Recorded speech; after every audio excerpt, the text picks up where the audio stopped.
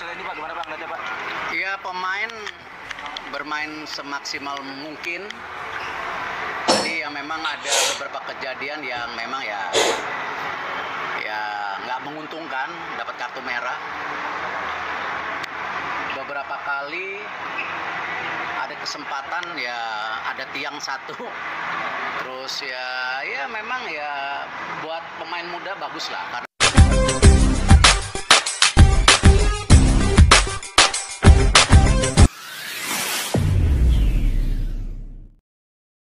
Assalamualaikum dan salam persaudaraan, salam sepak bola. Selamat bertemu kembali guys di channel Askalani Studio. Oke, semalam Indonesia kalah kepada Filipina 1-0 dan tersingkir juga daripada Piala AFF pada tahun ini. Tetapi dengan penuh kontroversi guys. Kalau saya melihat perlawanan semalam secara keseluruhannya ini melibatkan wasit dan kepengadilan juga memain peranan penting kenapa Indonesia mendapat kartu merah yang pertama, keduanya mendapat tendangan penalti. Jadi ini adalah pemain tim muda yang dihantar oleh Indonesia di bawah U22 tahun. Sudah tentu mereka ini masih perlu mengawal emosi dan mental. Itu dari segi sudut pro dan kontra memang ada semalam ini, tapi lebih kepada mutu kepengadilan itu. Saya mempertikaikan yang itu guys, karena sebelum ini pun Indonesia ketika melawan Laos, kalau tidak silap ya, melawan Laos, bola yang sudah terkeluar dari garisan tepi gawang itu masih dikira sah gol ketiga Laos itu. Kalau tidak Indonesia bisa menang. Jadi itu antara titik bermulanya kecurangan yang ada dalam Piala AFF 2024 ini. Wasit daripada Jepang ya kalau tidak silap. Dan semalam ini juga wasit daripada Jepang juga memberikan sepakan penalti dan memberikan kartu merah kepada Ferrari. Jadi kontroversi demi kontroversi ya dalam Piala AFF ini yang merugikan timnas Indonesia sebenarnya. Memang ada juga dari segi perlawanan permainan itu Indonesia perlu memperbaiki lagi. Tapi sebenarnya ini saya tidak terlalu fokus kepada permainan position ball. Indonesia punya banyak peluang juga. Tetapi ini di bawah U22 tahun itu kita tahulah dia punya mungkin ada sedikit sebanyak dia punya pengalaman itu masih kurang cara kawalan mental dan emosi. Tetapi yang paling pentingnya sebenarnya adalah kepengadilan itu. Dia betul-betul adil atau tidak dalam mengendalikan perlawanan penting seperti ini. Kayak Indonesia semalam ini lawan Filipina ini adalah perlawanan yang ditunggu-tunggu hidup mati untuk Indonesia melaju ke babak seterusnya. Kalau imbang Indonesia sudah lolos karena Myanmar juga kalah pada Vietnam. Oke. Kalau Indonesia menang lagilah lolos, tetapi semalam ini direncatkan oleh kartu merah yang dikenakan pada Ferrari itu. Oke, apapun guys, ini yang saya ingin reaksi pada kali ini, video ini, yang mana bye-bye AFF, kita fokus ke Piala Dunia pakai tim A.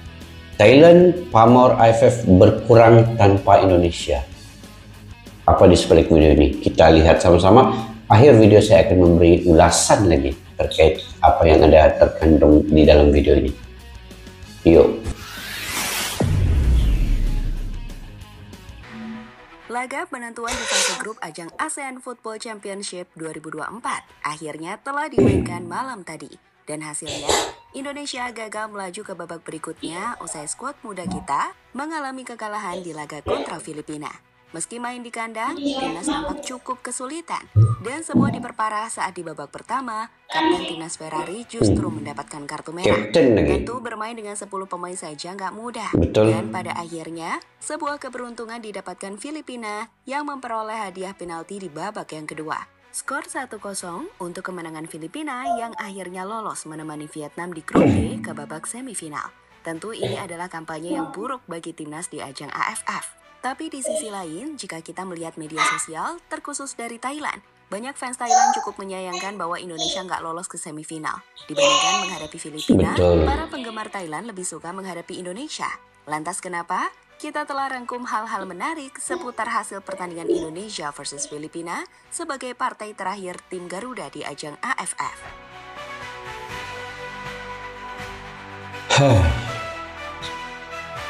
Sedih juga Indonesia yang dapat ke semifinal nih guys. Oke, kita fokus ke Piala Dunia pakai tim A. Bye-bye AFF ini. Macam mana guys menurut kalian? Kalau saya wajar juga Indonesia keluar AFF ini. Datang ke ajang Piala AFF dengan squad muda, di mana sebagian besar para pemain timnas Indonesia adalah pemain under 22, yang bahkan belum pernah debut untuk tim senior. Di AFF ini, awalnya kita sebenarnya sepakat bahwa nggak boleh ada ekspektasi tinggi. Betul. Walau ada target untuk lolos sampai final dari PSSI dan tim pelatih, agar membuat para pemain semangat. Tapi kan kita harus realistis. Tim yang kita bawa ini bukan tim terbaik Indonesia. Kalau kalian tanya di mana tim terbaik Indonesia, yaitu mereka lagi main di Eropa. Contohnya Jay Izzas yang masuk di Chatako ke gawang Juventus, Eliano, Calvin, Mes hingga Tom Hai yang main di Eredivisie. Kalau ini yang main. Atau juga pemain seperti Kevin Dix yang main di Conference League. Gak mungkin dong mereka dibawa untuk AFF, toh AFF gak masuk kalender FIFA. Betul juga. Sudah dibahas bahwa Indonesia bawa U22 untuk pengalaman pemain muda. Tim yang kita bawa di AFF kali ini adalah tim muda. Dan kami pikir apa yang ditunjukkan para pemain tim Garuda sudah cukup baik. Meskipun tentu saja masih ada banyak juga PR yang harus diperbaiki.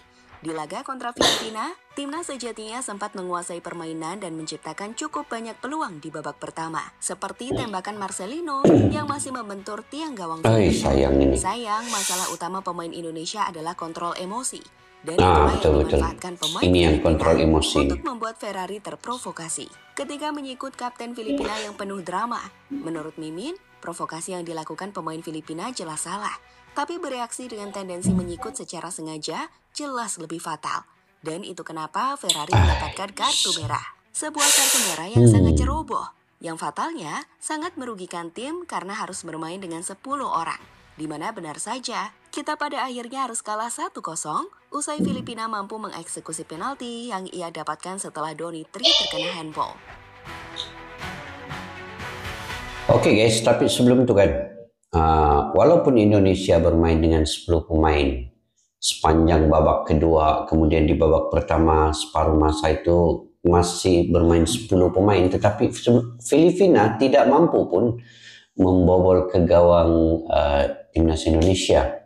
Jadi sebenarnya saya juga apresiasi kepada pemain yang punya kesungguhan dengan 10 pemain. Bukan senang guys untuk melawan tim yang full, tim 11 lawan 10 itu tidak mudah sebenarnya untuk mereka bermati-matian. Tetapi Indonesia masih banyak peluang ketika itu untuk membobol gawang Filipina. Cuma tidak ada keberuntungan. Filipina tidak mampu untuk mencetak 2-3 gol dengan 10 pemain yang ada di timnas Indonesia dengan pemain-pemain muda mereka. Bukan pemain timnas senior ya. Nah, yang ada di Indonesia ini. 10 pemain dengan umur rata-rata 22 tahun ke bawah di kelompok umur. Filipina tidak mampu untuk mencetak berapa banyak gol pun. Gol yang dicetak Filipina pun hanya melalui sepakan penalti sahaja. Jadi ini menunjukkan bahwa Indonesia juga bagus dari segi permainan taktikal, kesungguhan pemainnya, staminanya. Cuman mereka kurang daripada segi emosi dan mental. Itu. Sebab itu PSSI membawa mereka ini bermain cukup menit bermainnya dan juga di samping itu dapat mengawal emosi lah ketika berlaku mungkin provokasi dan sebagainya. Jadi saya respect juga kepada pemain-pemain U22 ini. Kita lanjut guys.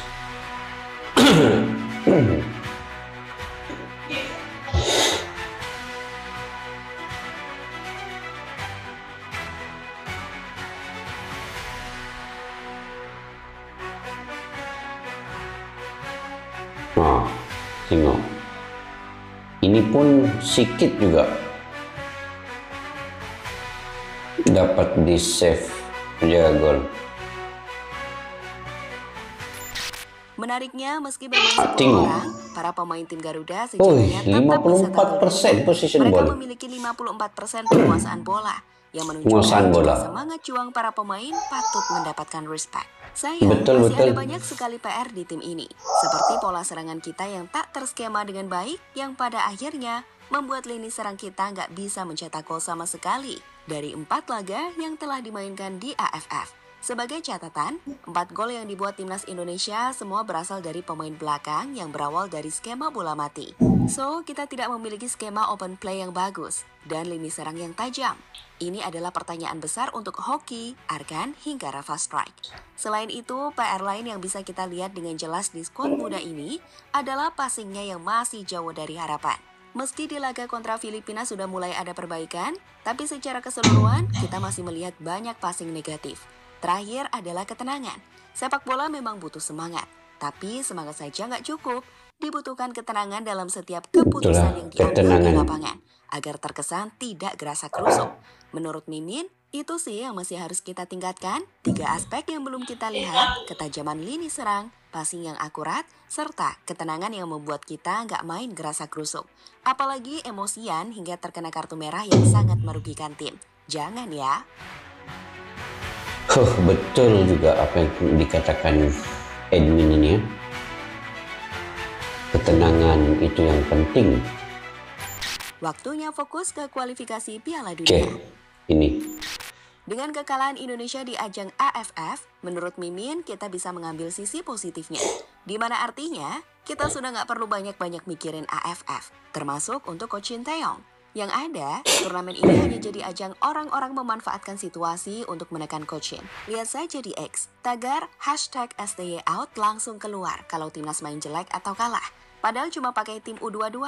Atas dasar itulah, menurut Mimin, kalau mau ambil sisi positifnya, syukur deh Indonesia udah nggak ikut AFF. Apalagi di AFF, kita harus terus turun peringkat FIFA. Sebagai info, usai kalah dari Filipina, kita sekarang turun lagi ke ranking 130 FIFA loh. Nah, sekarang udah nggak mikirin AFF lagi, STY pun bisa lebih fokus ke ajang kualifikasi Piala Dunia round 3. Betul. Di mana Indonesia bakal menghadapi timnas Australia di bulan Maret mendatang. Masih panjang sih waktunya, tapi nggak apa-apa. STY bisa lebih fokus menganalisis strategi terbaik untuk mengalahkan tim raksasa tersebut, sekaligus memantau performa para pemain timnas di Eropa. Jadi itu sisi positifnya.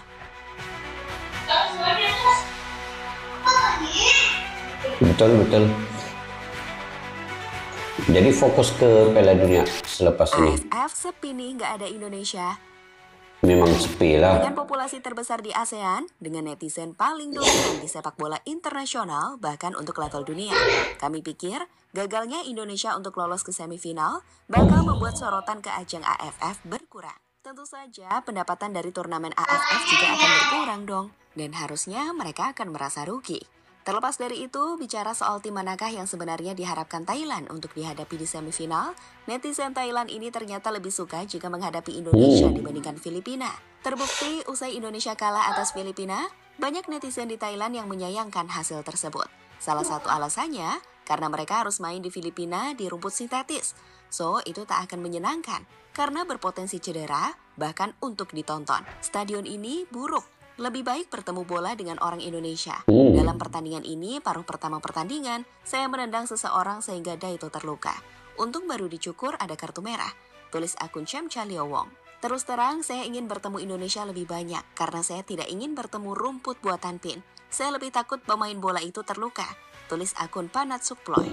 Agak sulit bertemu di Filipina. Lebih sulit untuk bertemu rumput buatan. Ini adalah kondisi dampi rumput buatan. Saya tidak tahu apakah Filipina tidak memiliki rumput yang baik untuk digunakan.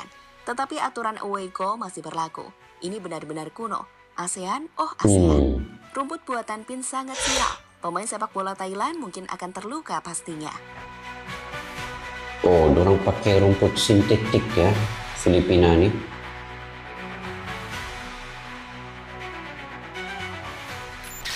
Sebagai penutup, sekarang dengar deh statement dari Ketua Umum Erick Thohir. saat mengomentari kegagalan Indonesia mengalahkan Filipina yang berujung pada gagalnya kita ke semifinal. Mengenai hasil ini Pak, gimana Pak ngeliatnya Pak? Ya, pemain bermain semaksimal mungkin. Jadi ya memang ada beberapa kejadian yang memang ya nggak menguntungkan, dapat kartu merah. Beberapa kali ada kesempatan ya ada tiang satu. Terus ya memang ya buat pemain muda bagus lah karena memang. Jadi menurut Pak Ketum, ini tetap bagus kok untuk pengalaman para pemain muda yang nantinya akan disiapkan untuk SEA Games hingga kualifikasi Piala Asia U23. Tentu saja dengan pemain-pemain yang akan dievaluasi, siapa yang masih layak dan yang nggak layak main di timnas. Oke guys, itu antara apa yang ada di video ini. Banyak yang diutarakan oleh Mimin ini, antaranya provokasi daripada pemain Filipina, kemudian ke pengadilan itu tidak adil, dan ada juga yang menginginkan STY out. Oke, ini saya punya pandangan guys. Kalau saya, STY tidak melakukan apa-apa kesalahan pun. Menghantar tim muda di Piala AFF ini adalah satu kejayaan bagi Sinteyong dan buat Indonesia sebenarnya, karena ini adalah ajang yang membuat pemain-pemain muda ini dapat pengalaman yang sangat berharga dengan minit jam bermainnya, kemudian pengalaman bermain dengan timnas senior, lawan Filipina, lawan Vietnam, lawan Myanmar, lawan Laos, itu semua menggunakan pemain-pemain senior. Dan bibit-bibit muda ini dapat mengembangkan cara pemikiran dan emosi mereka. Saya tidaklah juga terlalu terlalu tinggi ya kepada timnas Indonesia ini, karena ini adalah U22 tahun, jauh beda dengan timnas senior tim-tim lain. Tetapi sebenarnya mereka telah bermain secara maksimal dengan 10 pemain semalam itu lawan 11 dan mempunyai peluang untuk mencetak gol, ada yang terkena tiang dan sebagainya. Penguasaan bola juga Indonesia lebih unggul 54%. Jadi itu menunjukkan taktikal yang dilakukan Sinteyong ini sangat berjaya. Cuman mafia yang ada di AFF ini ke pengadilan, mutu pengadil itu yang perlu dilihat oleh AFF sendiri ya, oleh AFC, oleh FIFA dan sebagainya. Mutu ke pengadilan itu. Karena lawan Laos sudah satu kecurangan di situ, bola out, Laos bisa gol di last minute lawan timnas Indonesia sampai seri 3-3 tuh. Kemudian semalam kartu merah, kemudian kena penalti lagi, dan ini sangat merugikan timnas Indonesia. Dari segi psikologi dan provokasi ini berjaya dilakukan oleh ke pengadilan yang ada di AFF ini. Kedua-duanya pengadil daripada Jepang. Lawan Laos pun pengadil daripada Jepang. Ini pun wasitnya daripada Jepang. Dan ini betul-betul memeritkan Indonesia dalam AFF ini. Jadi perlukah Indonesia ini keluar daripada Piala AFF ini lagi di masa-masa akan datang? Seperti apa yang dilakukan oleh timnas Australia. Dulu Australia ada juga ikut Piala AFF ini. Tapi karena AFF ini tidak masuk dalam agenda FIFA, dan kalau mengikut pun dari segi mutu pengadilan itu begitu buruk sekali. Mafia mungkin masih ada, kita tidak tahu lah kan. Nah, tetapi itu dia punya pro dan kontranya. Dan kalaupun Indonesia tidak keluar daripada Piala AFF ini, lebih baik menghantar tim-tim muda lah. Nah, macam kayak gini, U22 tahun. Lagi bagus untuk pengalaman pemain muda. Nah, itu antara dia punya pro kontranya. Dan kalau Indonesia keluar dari Piala AFF, kerugian kepada AFC. Karena dari segi dukungan fans yang hadir ke stadion, Indonesia itu menguntungkan sebenarnya, menguntungkan juga kepada AFC, punya banyak fans yang mendukung timnas Indonesia itu sendiri, jadi kerugian kepada AFC. Nah, jadi menurut kalian bagaimana guys? Mungkin kalian punya pandangan pendapat sendiri, kalian bisa komentar di bawah, sama ada AFF ini perlu lagi ke Indonesia ikut di Piala AFF ini, sedangkan mafia mutu ke pengadilan itu masih banyak keburukan, masih banyak keburuknya, masih banyak kecurangannya dan macam-macam lah dari segi mutu ke pengadilan. Tetapi kalau ikut pun untung kepada pemain-pemain muda ini, punya minit jam bermain itu dapat ditingkatkan, kemudian kualitas permainan mereka juga mungkin akan berkembang. Jadi kalian komentar di ruang kolom di bawah guys. Oke, sampai itu ya video pada kali ini. Sampai kita jumpa lagi di video yang akan datang. Assalamualaikum warahmatullahi wabarakatuh. Bye bye. Askalana Studio untuk kita channel yang bereaksi tentang apapun yang ada di Indonesia, channel YouTube dari Malaysia di Askalani Studio. Jika mau tahu tentang Indonesia, ayo like and subscribe channel kami Askalani Studio. Askalani Studio.